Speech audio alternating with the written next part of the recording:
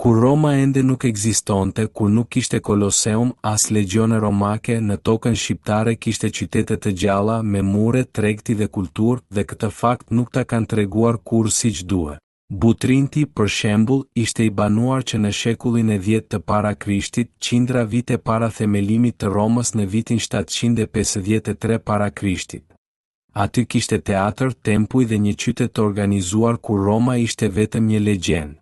Apollonia, një tjetër qytet i lirë, ishte një qendër kaq e rëndësishme sa vetë Oktaviani. Perandori i arshëm August studioi aty dhe kjo ndodhte kur Roma ende po përpiqej të bëhej fuqi. Dyrahu i lashtë, sot Durrësi, ishte një nga portet më të mëdha të Adriatikut, me rrugë tregtare që lidhnin lindje me Perëndimin, ndërsa Roma ende po zgjeronte kufijtë e saj me luftë. Këto qytete nuk ishin fshatra primitive, por metropole ilire me ligje, arkitekturë dhe identitet të fortë, dhe ironia më e madhe është se shumë prej tyre u quajtën romake, edhe pse Roma erdhi më vonë dhe vetëm i përvetësoi. Historia botërore flet shumë për Romën, por pak për tokën që kishte qytetërinë para se Roma të bëhej perandori, dhe kjo tokë është Shqipëria. Prandaj herën tjetër që dikush thot se ne jemi një popull i vogël pa histori, kujtoi se kur Roma po linte, këtu kishte qytete që jetonin, ndërtonin dhe nuk u zhdukën kurrë.